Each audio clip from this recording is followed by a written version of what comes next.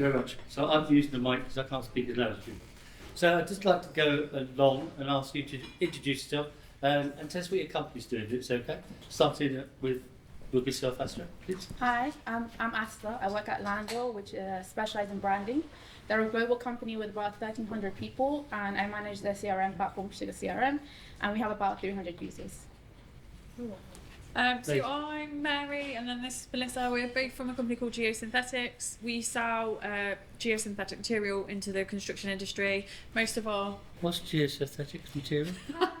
So tree root protection. It's reinforcement under the ground, so you wouldn't know, but the work that goes in to build something like this, for example, you'd need like reinforcement. It's quite boring actually, just to get the cranes on, to get the equipment in. So we do that kind of structure. So you don't make coats out of it? No, we could if you like. Get you a coat. Wouldn't be very comfy, but you know. So yeah. I'm Richard. I'm CEO for Proactive. We help small and medium-sized listed businesses with their investor engagement, investor relations strategy. So what does that mean? We build websites, we do marketing, we help them with their content strategy through a team of journalists and broadcasters. We do that in Canada, US, Australia and UK. Quite small, about 80 people. We've been with Sugar and Enable just over a year. We were with Salesforce for 7 years and we switched. Cool, thank you very much. I'll just start with good self, Richard. Fortunately, you live in the beautiful county of Suffolk. I do, you're right. And therefore you were able to come to our office whilst you were doing that initial development with the sugar. Did you find that helpful, or do you think that that could have been as useful over Zoom, or did you think the actual face-to-face was good? We're fully remote. About 18 months ago, the business went fully remote. So we have no concrete firm offices. We have Regis-type arrangements. So we do all of our general meetings and client calls over Zoom, now Teams. So actually being able to go and sit in an office with Ross, shout out to Ross, I don't know where he is, but he and John did a brilliant job of trying to unravel what we have with Salesforce and bring it across to Sugar. We definitely would not have done it in the time frame that we did without those face-to-face meetings. So I've got a sales enablement guy who unfortunately couldn't be here today. He lives in London. He came up and we did probably weekly, bi-weekly meetings, really useful. We got through so much more in those face-to-face sessions and being able to kind of bounce things backwards and forwards. I don't know whether Ross would agree, but they were really useful. I did agree. From our point of view. We definitely would not have got it done in the time frame and as well as we have without those. Cool, and I encourage anyone who wants to visit our office to come. We're open to visitors. Ladies, your route to us was slightly different. Would you like to explain what that was and why? So we were with Access Dimensions for quite a few years. Yes, advertise it. They were the relationship kind of. I don't think that they were growing at the pace that the business needed. That was the biggest thing that we were finding, and they were actually a rebranded version of Sugar, but they were almost like gatekeeping updates and things like that. So it's quite difficult to keep up. You go online looking for how to do something and you couldn't find anything because we were 2-3 versions behind at any one time.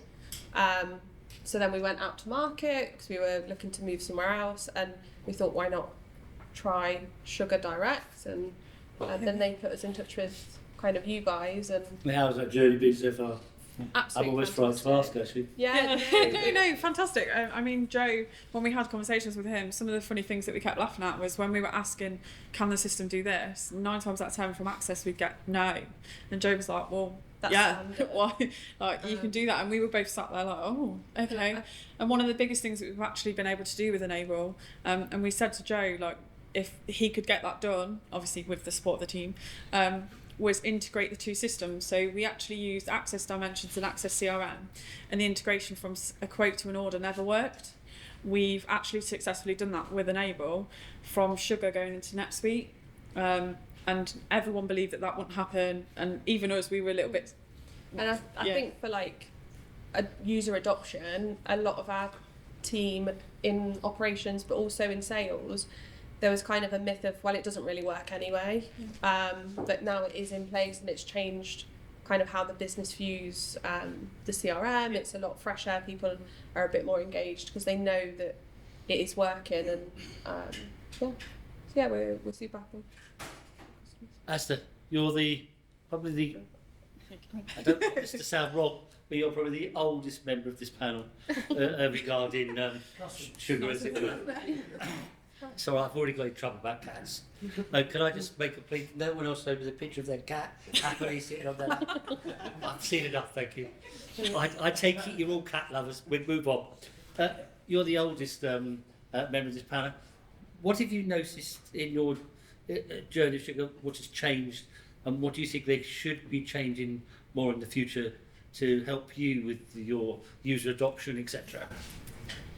Well, I think sugar's changed a lot since I started. I started at Landor about 4 years ago, and even the UI has changed, and the features that it has changed a lot. And honestly, I think it's going from strength to strength, in my opinion. And really, from my side, I just see it from the agency, where we need to adopt more of the features ourselves. And I've been working with James and Nicola, and actually helping us drive adoption. And I think just looking at that, and actually we need to kind of use more of their features, rather than I can see from right now any features I can say that they could add. And we have been trying to use more of the features more and more, and even with the recent upgrade, I've had users really more engaged. So I can say that it's really a positive journey, with more to come in 2026, I think. Cool, thank you. Coming back to your good self, Richard. You have a few integrations into accounts packages, are you? We do. How many? Don't know how many we got, Ross.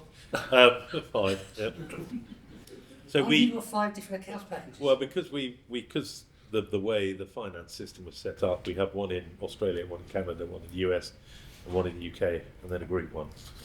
So it's more complicated than it probably needs to be, but that's on us. And I inherited that before I joined the business. So we use Xero, and we have got some good integrations. We're up and running and working now. But that was probably the most complex part of our migration from Salesforce, was getting all that working as it should. We have a renewal business, subscription business, and a new business sort of once off. So again, the system needs to act differently depending on which products they're selling. Does Sugar power off your subscription business? Does it remind your users when something's coming up for subscription? Yes. So we basically, it generates, when we sell an annual subscription to we call it Newsify. So it's an editorial written article broadcast package for a listed business, all you can eat. So they pay a subscription for the year, and they get as much access to our editorial and broadcast teams as they want. And they pay that for a fixed price each year. And then as soon as we win that first bit of business, it generates renewal for the subsequent year, and generates the draft invoices in Xero. So it works really well. And that was one of the key bits we had to get working, because our renewal rate from the previous year helps inform our budget. Without wanting to teach anyone to suck eggs, 80% renewal rate. We know we should start next year needing to get 20% new business in order to stand still. So being able to generate those reports out of our CRM is really key to help us with the sales forecasting for the subsequent year. Does that make sense? Cool. Thank you very much for that. Do you ladies use the help desk at all? Have you found the support any better than Access's? I was actually really glad to meet Tom today, because I feel like me and Tom have become besties. We use the help desk quite a lot, but it's not actually mainly problems, is it, Tom? It's just we're improving processes internally. So while we've rolled out Sugar, it's actually made us, the chairman, look at how we work as a team, so how we improve, how we use Sugar, and what information we get out of it. So some of the things that we spoke about today have actually been quite topical for us. And like, we started the KPI module, we integrated 8x8 the other day. There's been quite a lot of things. I basically work with Tom every day, but everyone else on the help desk has been really helpful. And even just little things like questions simple things that you think are, how do I do that? Or someone's come up with this, or they want to do this, and the system it's so much easier that we're just getting a yes answer. Yes, you can do this, instead of what we'd wait 48 hours, 3 days to get a response, and they'd be like, no, you can't do that. Whereas the breath of fresh air from the help from the team, and if you can't, they'll be honest as well. The team, if they're not sure themselves, they're very honest to say, right, just let me speak to the dev team, or let me speak to somebody else, and then they'll come back and say, we had a meeting with James the other week about things that we want to tweak, and it's not necessarily massive changes, it's just things that we want to do better, and we're having like brainstorming sessions with James to try and work out how we do that in Sugar, and we've learned from Access that we don't make our system bespoke, we use the system. Because what we found was when we were trying to do an upgrade, because we had so much bespoke stuff, it was always, no, you can't upgrade. And an upgrade that was meant to happen in 2008 with them didn't actually happen until 2021, because of how bespoke the system was. So it's so fresh to have people like Tom and James and Joe and everyone be like, no, you can do this, and you can, everyone's been very, very helpful. I feel like most of them know us extremely well at this point. And even Ross, when we started with Ross, because Ross started the project with us, it was just such a guiding hand, especially neither of us are IT background. So it was nice to be like, what does that mean if I came off the moon? And they'd be like, right, this is what that means to you. And we'd be like, right, okay. And then we both understood it. Because although sometimes when you're in the firing line and you're asking for support, you then have to give that conversation to up, so like your senior management team, to your chairman or your managing director, and they necessarily don't always understand tech either. So it was really helpful to be like, well, what does that mean to them? How long will that be? And they've always been really clear with us, so we're very grateful for the support that we get. Cool, thank you for that. I would just like to point out there are other help desk people. Tom is not exclusive. He's just one of 8 or 9 people on the help desk. He is the tallest, however, so which is why we invited him today, because we thought he would stand out. But yes, Asta, reporting. You've seen the AI reporting. Your system does some very, very, very complicated reporting worldwide. Tell us about that and whether you feel that AI will play a part of future reporting. Yes, we have 2 custom reports that Enable helped us build from the ground up. Enable have basically helped us create our system, which is very customized. And like how others were saying, with upgrades and everything, we haven't seen any issues, and that's quite good.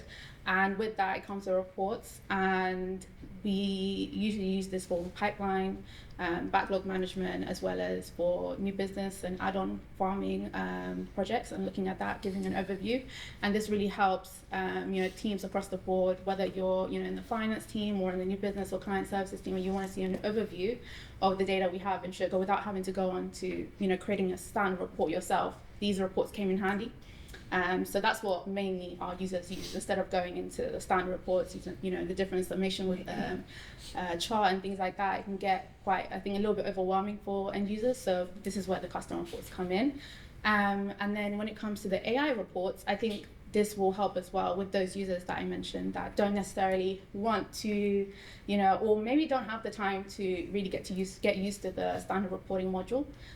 So I really think that AI tool and the AI summarizing the data that we have already will just add to the reporting features we have. So I think they're going to be quite excited. Nord already presented a little bit when we had the upgrade, and I think they're very motivated now to get on Sugar and before the upgrade. And I think I know you said about June or mid next year it's going to come, but I think I'm going to have users asking me come Q1 next year, when it's going to come. So I think they're very excited.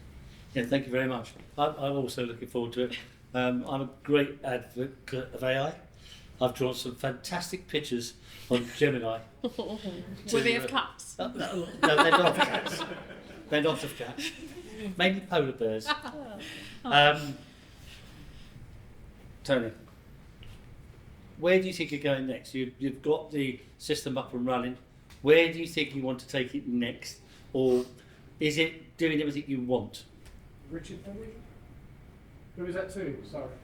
Sorry? Who is that to? The director? Sorry.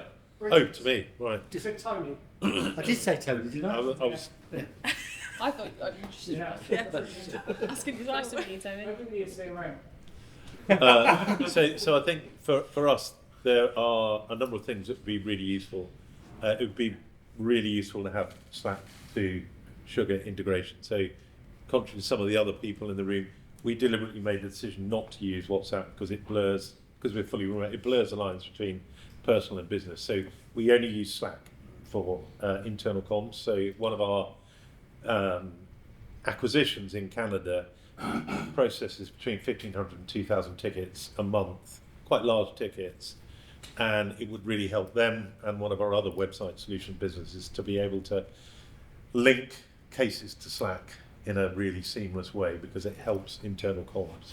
So that was one. I think AI coming would be really helpful for us. It's been a problem, it probably is user error for me, building reports in Salesforce, building reports in Sugar. I just don't have a brain that works like that.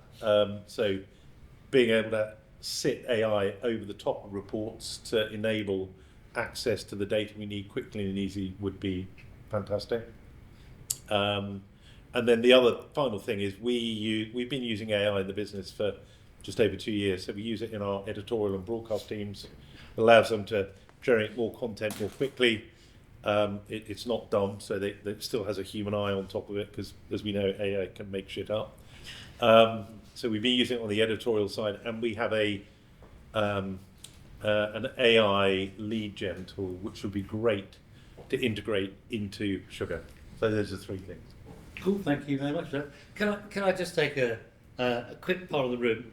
How many people here would like WhatsApp integration into Sugar? Okay, I take it is that business WhatsApp or is it WhatsApp both personal and WhatsApp? Because obviously there's a conflict and personal data problem if you do both. Personal. Sorry? We want personal stuff. You want personal? Yeah. Personal WhatsApp integration? Yeah, we want to Much the same as the email works. Yeah, etc. exactly. As another communications channel to customers and Okay. stakeholders. Okay. It's interesting. There has been many attempts to it, but none so far have been successful. And it is actually on our developers' road list to start one. And I was just trying to get some idea of if they do it, whether I would ever be able to put it out to the market. So thank you for that input. Ladies, have you used? I know you used Tom. Have you used our training at all? Have you used the training guy? And how did you find? The guy who's worked for 27 years and I've tried to sack 22 times. Well, Was actually, he any good?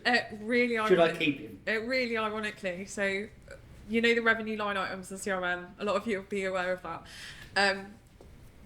Our sales team the other day, we were like, why are they not using it? So they were putting one line in the revenue line items and putting it at like £100. We were like, why is the forecast not working, or why is this not working? They'd watched Mike's training and just basically ignored him, but because Mike had so kindly recorded it and they tried to say to us, we were never told that, I was like, yeah, sure. And so Mike's videos are actually really intense, so we've actually got them back up, and now they've all had to re-sit through the training, and it was really good training. They just didn't. The problem is the original, because we'd had so much backlash with Access, it was all about buy-in for the sales team, and because what we were trying to deliver, they were like, well, that's not going to work. Now it works, they've gone back and they're like, actually that works, we need to listen. So when we've resold the revenue line items and they've rewatched Mike's videos, it's really informative, and he is very, very good at his job. We actually both sat through the admin training and we learnt a lot, didn't we? Yeah, it kind of fit into that tell them again, tell them you told them. Yeah. And it's gone in, so it's working now. But it was good to have that resource available, and it's great for onboarding. When we've got newbies coming in, that's all fully accessible as well. So his training was really good, and we had the resources just from Sugar Online. So when you Google things or anything like that, have been really helpful too. Because it's just like a how-to guide and you can literally follow step by step. 9 times out of 10 the support team tell me I've missed a step, so I just have to go back and reread it, but it's really helpful. If we're quite independent, so we like to try and do it ourselves. So they've as a lot of the help desk do, I'm not trying to just say Tom, but others, will say, right, this is where you need to find this information, Mary, or send me the link and then I'll have a go myself. Because we don't, because we're so self-sufficient, we like to just try and do a lot of it ourselves, but we know when to bring in the team, normally when I've messed it up. Yeah. And then we're obviously talking to like Nord about things. So we're looking at your Nortic, that's it, I've made it We up. kept calling it Nordtic for Yeah. a while. Like we genuinely did that for a long For time. those who don't know, Baltic apparently is a marketing system. Yeah. Yeah. And Yeah. I didn't mention it earlier and I got told off by Joe. Yeah. So we've actually been having meetings with Nord about that, and the support that he's given us for how we currently do it to what we're going to do next year with him and that system has been really helpful, and it's helped us plan for next year of what we're going to put in and how we're going to do things. So yeah, it's the training guys that he gives as well have been really helpful. Cool, thank you. Asta. Hey. We watched young Ross user adoption, and as systems get more mature, user adoption becomes harder and harder because people know it's there, they haven't used it for a little while and they've got away with it, so they don't really want to go and use it, etc. Do you have any tips or any plans, or is there any way that we as a company can help you with that particular problem, if you have it? Yes, I was just talking to Nicola about that, but we have recently had, same issue as probably a lot of people here with adoption. We have our people who go on it daily or weekly, but then we have people who really should be on it, but then don't really go on it as much and usually get it from people who are on it, or they come to us. So what we've done is kind of gone back to basics and gone back to get a 6-month roadmap. Where we used to have these in place, but as things get busy, the system is running as usual, no big issues.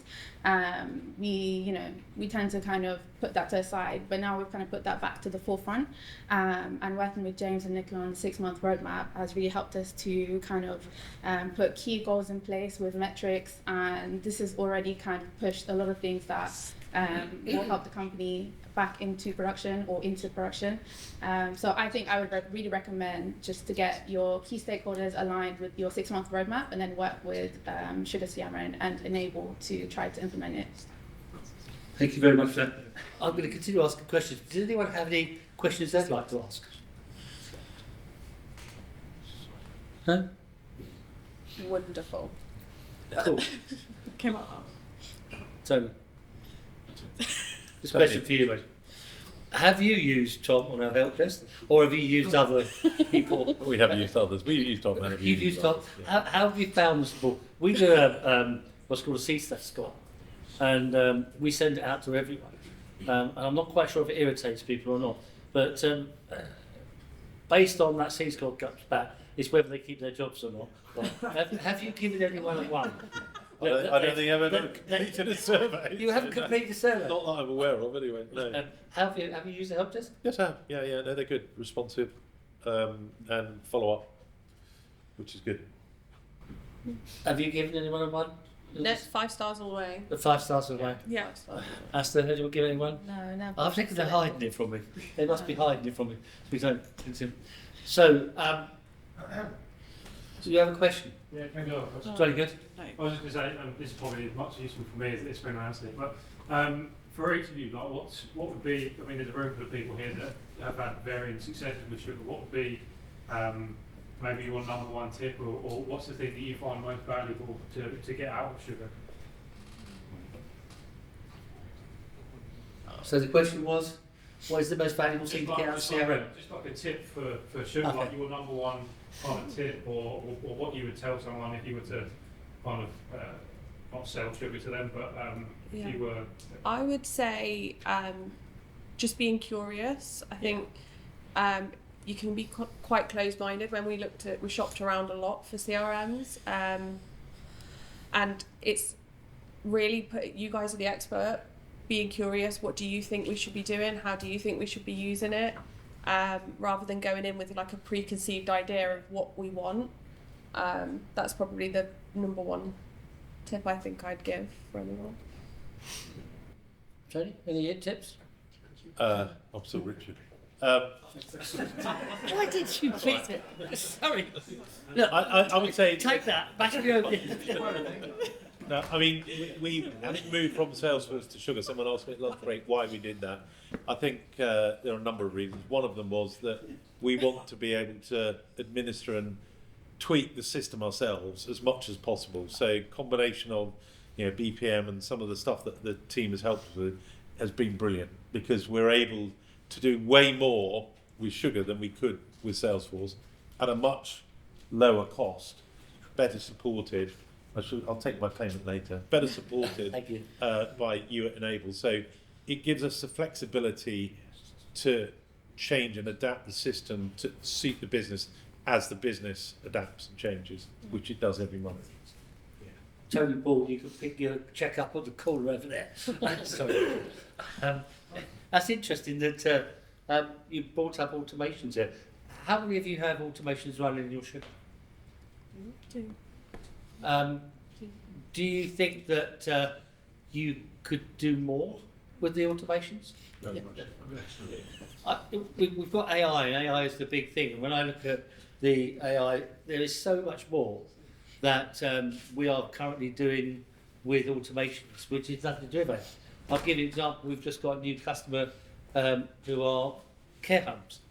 And the one thing they wanted was a very easy system that any person could use without looking at the CRM. So we've used for the first time, I don't know how many of you seen the Kanban board where opportunities move along. And basically it's been totally automated that you move one field. So I saw the person, they've come on a tour, move one field, it then puts the whole bunch of next things, next steps, etc. Sends out email, sends out letter. They come back in, move another field, and all of it is basically they get from one end of the customer journey to the other by moving back 10 fields. So it makes it very simple for their receptionists, etc., to manage that journey of bringing someone on from seeing the care home for the first place, so the first time to actually moving in. And automations, I think, is one of the most neglected parts. Have you got any automations, Agnes?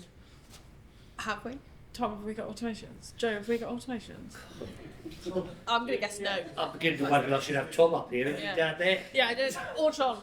You could have, yeah, we are probably nowhere near what we. Yeah, since we've gone live, obviously we wanted, one of the desperate things we were to do was to move away from Access. So since we've now gone live, we're now looking at the system as a whole and how we use it and how we can improve. So even just automating emails again and things like that, because that's something we couldn't do with Access. So we're looking at it, and hence why the help desk are like, Mary's ringing again, God, let's just leave her alone. And we're trying to just improve everything. So automations, we do have some, I believe, but more will be coming. They're all nodding at me like, yes, Mary, you do. Yes, you do. Asta, how many countries use the CRM that you look after? And do they all use different time zones, or are they all on GMT? No, we have about 30 locations. So there's quite a few. I think we have the majority in the Americas and EMEA, and then we have a few in APAC. So I think that's why another thing is that's why SugarCRM is another key system that everyone needs to use in our office, because with everyone in different time zones, people have different holidays, it's one point of truth that everyone can go to at any time, any day, and see what's happening on their projects. So I think it's really helped us just to get everyone in one place. And I think once we drive user adoption a bit more, then I think it will help a lot more people in our organisation. Thank you very much for that. Richard, got a name like this time? It's all right, Tom. Yeah. That's all right. I've got to borrow. You don't know how much it's going to hurt me later. I'm going to get so much stick for it. Have you used the studio? I mean, I bought CRM back in 2004 because as a studio it made me really powerful. I've subsequently had my admin access taken away from me, and I'm not quite sure why.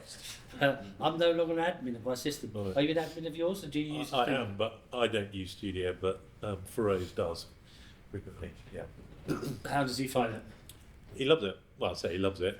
He loves being able to use it to make the system more usable and more user friendly for us. Do you have a change management module, or is he just makes the decision, or do you have it done by committee? We'll discuss it with a small group of users, Right. and then we'll do it. Right, and you decide that's a good idea and go forward. Yeah, cool. I think that's why I had the change management take it away from me. Same question. Melissa doesn't know what Studio was. She's just looked at me like, do I have Studio? We both are admin. Melissa 9 times out of 10 forgets the password and has to log in as me. Studio, yes, we use it quite a lot. And it's really helpful to have the flexibility to change. At the minute, we're looking at opportunities and things like that. So we're changing fields and things like that. And it's been really helpful to be able to do that ourselves. Because, like you said, businesses can change week to week. So something that might be relevant one week isn't relevant the next week, and so on. So yes, it has been very helpful. Cool. Same question. Yes, I use the Yeah. studio a lot, and it's saved so much time, because I know with other vendors that you have to ask them to implement the change, but now once we internally agree that we can go forward with the change, I can go into the studio and make the change, within a couple of minutes. And especially with drop downs, I've seen mainly like long drop downs, or drop downs need to change quite often. So definitely very helpful with that. How do I do for time? Gone over a bit, so. Oh, I like it. Right, well, does anyone have any questions before I hand you to the next person? No, well, I have to say thank you to the panel. Thank you very much for coming out. And I've got to apologise once again to Tom for calling the wrong name. Sorry, Tom. But the check is over there, Tom Day. Please. So thank you very much, then. Thank you very much.